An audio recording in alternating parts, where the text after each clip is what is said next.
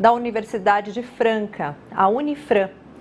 Professor, boa tarde, me ouve bem? Obrigada por ter aceitado o nosso convite. Muito boa tarde, Larissa, te ouço bem. Muito boa tarde aos telespectadores do Boletim Metrópolis. Boa tarde, professor. Para começar, essa reação extrema de Putin vem logo depois da reunião de Samarcanda, né, que reúne ali os grandes líderes da chamada Eurásia, e durante a Assembleia Geral da ONU. O senhor pode contextualizar para quem nos assiste o significado desses eventos, principalmente nesse momento de conflito armado? Larissa, esses eventos são um capítulo importante das hostilidades recentes entre a Rússia e a Ucrânia, de certo modo, entre o Ocidente e o Oriente. Desde o final de 2021, a Rússia começou a fazer algumas movimentações ao longo da fronteira ucraniana e o governo ucraniano pediu o apoio da OTAN, Organização do Tratado do Atlântico Norte, temendo algum tipo de invasão.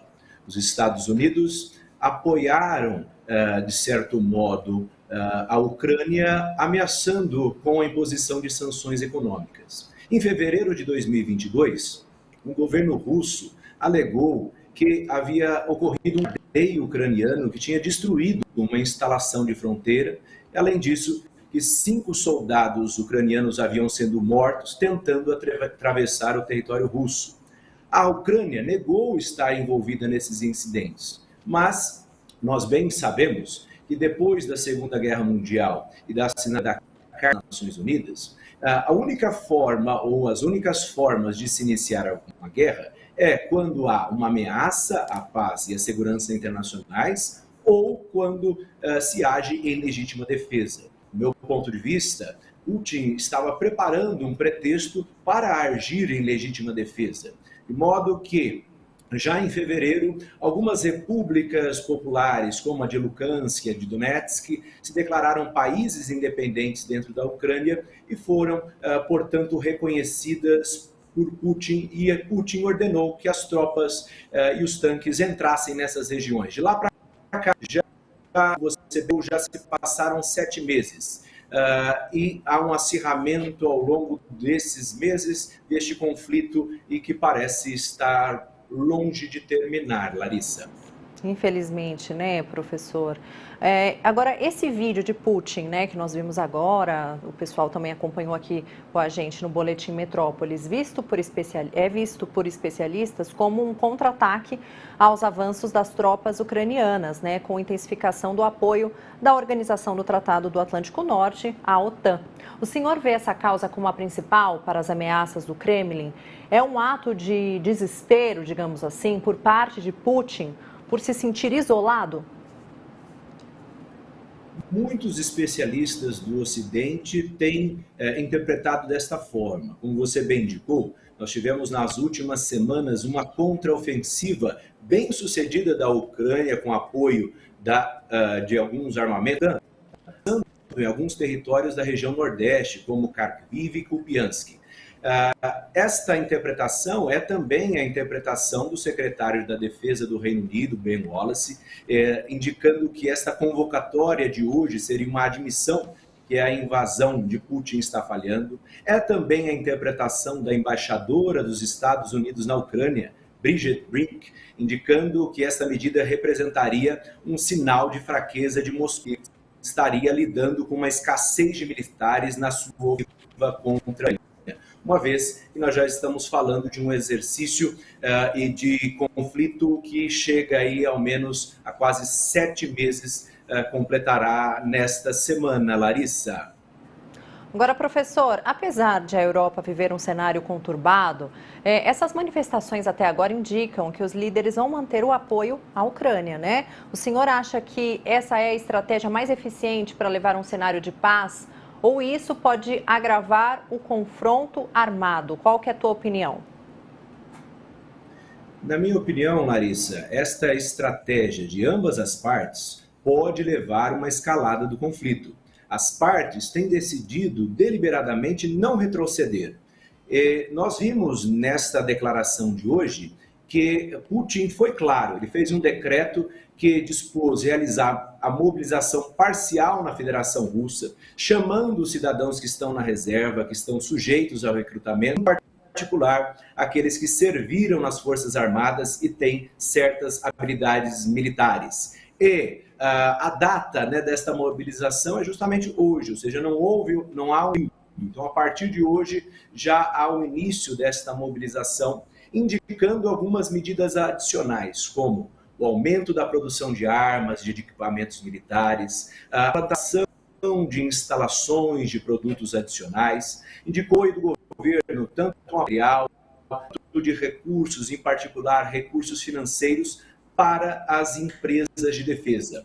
Essas medidas, somada ao crescente apoio do Ocidente, em particular da OTAN, a Zelensky dentro da Ucrânia, certamente levarão a uma escalada desse conflito, podendo levar a uma guerra de proporções maiores, Larissa. Agora, professor, o senhor considera que estamos vivendo uma ameaça real de uma terceira guerra mundial? No meu ponto de vista, Larissa, é muito cedo para nós afirmarmos que estamos vivendo ameaça real de uma terceira guerra mundial. Mas, se nós formos buscar numa retrospectiva histórica, os dois conflitos mundiais que nós tivemos anteriormente, a Primeira Guerra Mundial, que começa em 1914 até 1919, e a Segunda Guerra Mundial, que vai de 1939 até 1945, resultaram de pequenos conflitos que não foram bem geridos quando eles tinham pequenas proporções. Observa-se hoje uma guerra de narrativas. Do lado ocidental, há uma alegação de que a Rússia ameaça usar as armas nucleares contra o Ocidente. E, como nós vimos também nesta declaração de Putin hoje, Putin alega que o Ocidente ameaça usar armas nucleares contra os russos. E responde, indicando propriamente que tem também a Rússia diversos meios de destruição. Além disso, ele se gaba indicando que alguns meios são mais modernos do que aqueles que são dos países da OTAN. Então, hoje, a Rússia tem o segundo maior estoque de armas nucleares do mundo, o que indica que se o conflito não for bem gerido, pode dar uma escalada, Larissa. Bom, a gente teve um pequeno probleminha na conexão no final da tua fala, professor, mas vamos tentar ajustando enquanto eu faço a próxima pergunta. Para finalizar, já citamos aqui a crise, né, que a Europa vive, com inflação alta, ameaça de falta de energia, várias fábricas fechando na Alemanha, país que concentra muitas indústrias, né? Estamos perto do inverno europeu, a gente não pode esquecer, quando certamente tudo isso deve se agravar, inclusive com falta de alimentos. Caso esse conflito não seja resolvido em breve, como que o senhor enxerga que fica o cenário europeu e mundial? Como você bem indicou, Larissa, a Europa vive um período inédito, em períodos recentes de inflação alta, com ameaça de falta de energia, e nós destacamos que há uma forte dependência energética em relação à Rússia. Há décadas, a Rússia desenvolve o que nós chamamos em relações internacionais e no direito internacional, da chamada pipeline diplomacy, ou a diplomacia dos dutos, em que ela utiliza desta condição mais favorável de ser um exportador de energia para a Europa, para fazer com que os seus interesses prevaleçam. Certamente, se houver uma continuidade do conflito, o cenário europeu ficará cada vez mais incerto. E as possíveis consequências são o aumento do racionamento de energia que já existe na Europa, como você bem indicou, chegando o inverno, esse racionamento certamente aumentará. Uma diminuição da produção industrial, uma vez que haverá que se escolher, né, a energia para onde será direcionada, se para a produção, se para as casas, hospitais, e isto levará a um aumento das pressões inflacionárias. Para o cenário, nós observamos que a inflação tem componentes internos e componentes externos. E Sim. quando nós falamos do componente externo da inflação, certamente esta inflação transbordará para outros países, inclusive o Brasil. Nós observamos o preço do diesel atualmente, boa parte referente a esta lógica estabelecida na guerra Rússia-Ucrânia. Isto prejudica a economia, uma vez que a economia, de alguma forma, depende de imprevisibilidade. Isso gera preocupações mundiais, Larissa.